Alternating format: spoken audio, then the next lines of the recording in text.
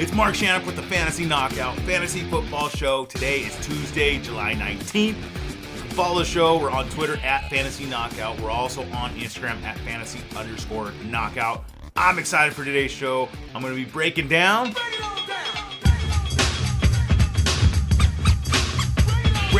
the NFC West. We're going to talk player projections, team and player expectations. But first, we have some news. Good evening, ladies and gentlemen. Here is the news. News with views. All right, so running back J.K. Dobbins out of Baltimore. The NFL Network's Ian Rappaport reports that Dobbins' knee is no sure thing to be ready for week 1. And then later on, Dobbins tweets, these are in quotes, I might not even go on the PUP because that's how good my rehab is going, and I'm damn sure going to be ready for week 1, replied Dobbins. So he's recovering from a torn ACL suffered in the final weeks of August last year. Other reports have included a meniscus tear and damage to the lateral side of his knee. So at this time, we're not sure until we can see him out on the field. Right now, he's just doing stuff on the side of practices and at OTAs. Training camps are going to be starting soon, so we'll move him up or down our draft boards accordingly. So he's a wait and see right now. Quarterback Deshaun Watson from the Cleveland Browns. So Yahoo's Charles Robinson reports Watson's going to sue the NFL if he is suspended for the entire 2022 season. Well, that's going to be interesting. The timing of the arbitrator Sue Robinson's decision on Watson's punishment still remains unclear at the moment. So we're going to have to wait and see. I'm expecting Watson to not play at all this year. It's kind of frustrating when you see wide receiver Calvin Ridley get suspended a full season for betting on a couple games or a game. He gets a full season, and Watson for sexual misconduct gets less. I don't understand how those are, equivalent. So I see the NFL coming out as at least a full year this year, if not more. We'll see. We'll react when it comes to that. Let's get on to the main event. We got the NFC West. We're going to kick it off with the Arizona Cardinals. So last year, they were 11-6. Kind of weird. Well, I forgot. They went 7-0, and then they just kind of fell apart the second half. So 11-6. The win totals this year is at 9.5. Not bad. I expect them to beat that. So let's get right into the player projections. Quarterback Kyler Murray. Right now he's going mid-6th round, about 6.5.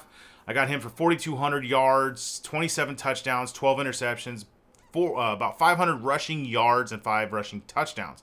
I like him where his draft price is right now. I would be taking him in as late 5th, mid-6th is fantastic. If you can get him even later than that, that's to me that's a win. Running back James Conner, he's going at 3.8, so mid-3rd or late 3rd. I'd take him as early as the first part of the 3rd round, maybe like the late of the 2nd round. So I like his value a lot too. I got him for 957 rushing yards, 11 touchdowns, 46 receptions, 380 yards, and 2 touchdowns. I see him having touchdown regression this year. He had, I think, was it 16 touchdowns total last season? I don't see him getting that much. I could easily see him getting 9 to 13 touchdowns. They like to run the ball inside the 5, and that means James Conner. The one question for him is, will he stay healthy all year long? So if you're concerned about that, the next running back is Darrell Williams. He's a new addition there. He is going to be the handcuff. Right now he's going in the 14th round. I like him. For his season projections, is 300 yards, 3 rushing touchdowns, 25 receptions for 270 yards and 1 touchdown. Nothing fancy, but he's the main clear handcuff if something happens to Conner. So he's a nice late round flyer for a running back that I like to draft this year. Wide receiver DeAndre Hopkins, he's suspended for the first 6 games for PED use. He's not fighting it. He's taking the 6-game suspension. So with that suspension, he's going in the 10th round, about 10.5. I'm okay with that. I wouldn't take him any later than maybe 8.5, 9. But so I have him projected for 61 receptions, 753 yards, and 6 touchdowns. When he comes back, he's going to be the guy there in Arizona. Cliff Kingsbury runs his offense around Hopkins. So I'm not suggesting to draft Hopkins at all. I'm not trying to target him in any way, shape, or form in my drafts. I might be trying to acquire him in a trade during the midseason, or maybe somebody drops him because they need a bench spot or something like that. I will scoop him up then. Wide receiver Marquise Brown, the new addition there. They traded for him. He's going in the 8th round right now. That's a steal of a value. I love his value. I could see him doing a lot like what he did last year in Baltimore. Got him for 77 receptions, 1,026 yards, 7 touchdowns, and it could go even better than that because him and Kyler had chemistry when they played together in college. And then the tight end is Zach Ertz. He's one of my later tight end late round targets, I guess, or guys that I'll just, if I don't get the guys I'm looking for, I'll just take him as one of my later picks. He's going in the 10th round at 10.5. I got him for 60 receptions, 650 yards, 5 touchdowns. He'll have more value early in the season because of Hopkins' suspension, so they'll look to him earlier. So he'll be very good streaming option early in the year. Next is the Los Angeles Rams. So last year they were 12-5. The win totals projected for this year is at 10.5. I see them beating that. I see them doing a lot what they did last year. Matthew Stafford, second year with McVay. So we got quarterback Matthew Stafford. He's going in the 9th round. He's going to finish a top 10 fantasy quarterback this year. So I'm not looking to target him, but if I miss out on Kyler or Jalen and Stafford's there, I'll take him or Brady or Rodgers as my quarterback that, if I missed out on one of the guys I was looking at. Stafford's going in the 9th round. Got him projected for 4,800 yards, 38 touchdowns, 12 interceptions, 100 rushing yards, no rushing touchdowns. So pretty standard there. The running back there is Cam Akers. He's going in the 4th round, early 4th, late 3rd. Got him for 983 yards, 8 touchdowns, 33 receptions, 255 receiving yards, and 2 receiving touchdowns. I like his value there. It's going to be hard for him because he's coming back from his injury. He tore his Achilles, and we have no news or no history or or data of the history of that kind of injury and players coming back the next year and being anything fantasy relevant. So he's going to be the kind of guinea pig when it comes to that. So right now where he's going in drafts, he's going to either exceed expectations or he's going to just bomb and blow up your team. And so you have to make your own decision on what do you believe Cam Akers is going to be. Do you believe he can be that Todd Gurley-esque style running back that the Rams so desirably want and try to use, or is he just going to disappear and be nothing? So we have to make that decision. I'm leaning more towards that he will do, and he'll outperform where he's being drafted. I like the talent. I think he can do it. It might take him a little bit. And I bet you this time next year we'll be kicking ourselves like we were with Cooper Kupp last year, going, why did we question this at all? The running back handcuff there is Darrell Henderson. Nothing fancy there other than if Akers isn't the guy, Henderson's the next man up. He's going in the 14th round. I got him for like 500 yards, 5 rushing touchdowns, 25 receptions for 200 receiving yards and 2 receiving touchdowns. Pretty standard backup kind of guy, but again, he's the handcuff going forward. The wide receivers are Cooper Kupp. Everybody knows him. He's going in the 1st round, about the 4th pick. I got him for 133 receptions, 1,700 yards, and 10 touchdowns. I could see the touchdowns going close to what he did last year as well. That's easy. I wouldn't expect that. That's why I got him projected for 10. It's hard to repeat that many touchdowns again, but him and Stafford have that special connection with their breakfast club. The new man in town is Allen Robinson. Right now he's going in the mid-8th round. Got him projected for 62 receptions, 800 yards, 7 touchdowns. He's kind of like Cam Akers. You're gonna have to make that not prediction, but that your gut guess on Robinson is he's gonna either outproduce that or he's gonna be where he's at or lower. I'm not taking the gamble on Robinson at the moment. I'd rather take Van Jefferson, the other receiver there. He's going in the 14th round. I got him projected for 54 receptions, 800 yards, 6 touchdowns. I could see Van Jefferson making that next level step there. And he's basically going undrafted right now. And then the tight end is Tyler Higbee. He's going to be a streamable option for this year. He's going in the 15th round, 64 receptions, 700 receiving yards, 6 touchdowns. So when you start Higbee, you're hoping for the touchdown. If you get it, great, you won that week. If not, normal, typical tight end production. This is the San Francisco 49ers. So last year they were 10-7. That was better than I could remember them. This year they're projected for 9.5 wins. So I imagine they'll probably do very similar to what they did last year. So their quarterback is going to be Trey Lance going forward. Jimmy Garoppolo is still recovering from his shoulder injury, and most likely they will cut him or trade him if they can. So Trey Lance is going to be the man up there. I like him because he's going in the 12th round right now. That's an awesome second backup flyer quarterback to draft if you have the bench spots available in your draft. I got him projected for 3,800 passing yards, 23 passing touchdowns, 13 interceptions, but I got him running for about 500 yards and 5 rushing touchdowns. But that could even be more because Kyle Shanahan is a smart coach. He puts his players in good situations to exceed what they are, and especially highlight what they're good at. The running back there is Elijah Mitchell.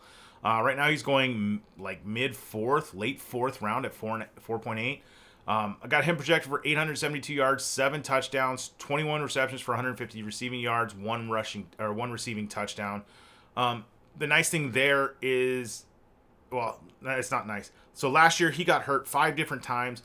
That's going to be the question. Is we've never had a consistent running back from year to year to year in San Francisco. It's always been a new guy each year.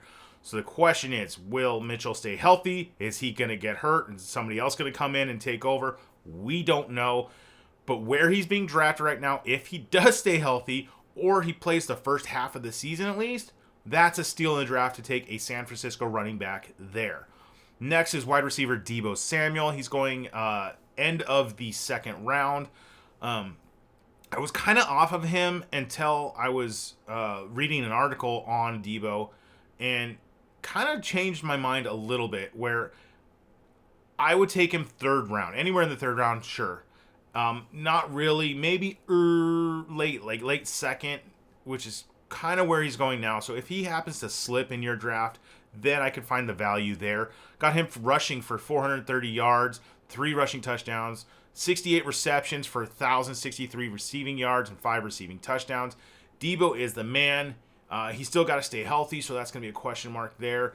But I do like Deebo. I would not shy away from drafting him, especially if you got a Jonathan Taylor or Christian McCaffrey type running back to help balance that out. They could have some monster weeks there that just win you your weeks. The next wide receiver is Brandon Ayuk. He's going in the 12th round.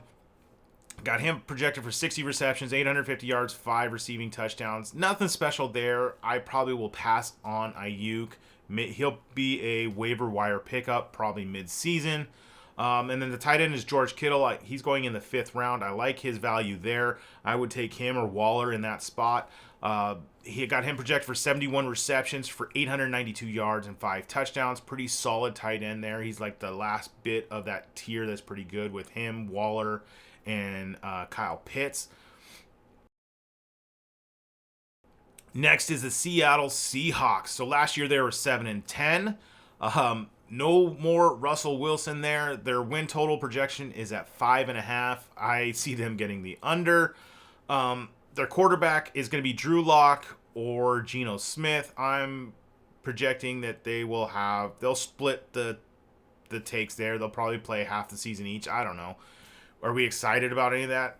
It'll be interesting because there's been some rumors that Jimmy Garoppolo might go there. Well, I don't see San Francisco trading them to a in-division rival. So if Garoppolo gets cut and Seattle signs him, he's going to be the guy going forward, and then we'll adjust the projections then. But as of now, I got Drew Lock as the main guy. I got him projected for 2,200 passing yards, 12 touchdowns, 9 interceptions, 71 rushing yards, and 1 touchdown. He's a serviceable enough quarterback. The running backs there are going to be Rashad Penny and Ken Walker. Right now, they're going about the same in drafts. Penny's going about mid-9th round, and Walker's going mid-10th. Penny I got for 600 yards, 4 rushing touchdowns, 16 receptions for 134 receiving yards, and no receiving touchdowns. Ken Walker, he's the rookie. He's coming in. 860 rushing yards, 5 rushing touchdowns, 38 receptions for 290 receiving yards and 1 receiving touchdown. I see Penny being the guy to start the year. I could see Walker gaining more as the year goes on and him finishing strong. Right now, if Walker, I see that his ADP is starting to increase, and if by draft season next month, Walker will probably be going ahead of Penny. So if that's the case, I'll take the value of Penny because he'll be the main guy to start the season. And the question is, will he stay healthy? Very similar to Elijah Mitchell. So I'll take the value of Penny over Walker. Whatever running back is left, I won't be the first guy to take the first one. I'll take whoever's left over. That's my strategy with those guys. And then the wide receivers, DK Metcalf and Tyler Lockett. A lot of people are questioning, what do we do with them? DK has been a top 10 receiver going forward. Lockett's been a top 15 receiver going forward when Wilson was there. What do you do now? Metcalf, I'm predicting him to do similar what he did, but just not to the ceiling that we're used to. So I got him projected for 75 receptions, 1,100 receiving yards, and 8 touchdowns because he can catch the touchdowns. Tyler Lockett I got projected for 77 receptions for 1,040 yards and 4 receiving touchdowns.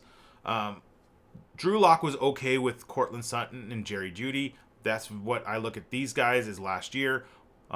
If I were to target one of the 2 receivers, I'm going to go after Metcalf only at his draft price, which is right now is late 5th round. If he's in the 5th or 6th round, if he's slipping, and if your draft is going on and everybody's just off of him, I'll scoop him up as my 3rd receiver. If you can get him in the 6th round and he's your 3rd receiver or 4th receiver, depending on how your draft is going, that could be a value, especially if Garoppolo does ever sign there. I could see Metcalf's ceiling then rising some there. Probably off Tyler Lockett this year. I've liked him a lot over the past few seasons, but I'm just not going to take that chance with him.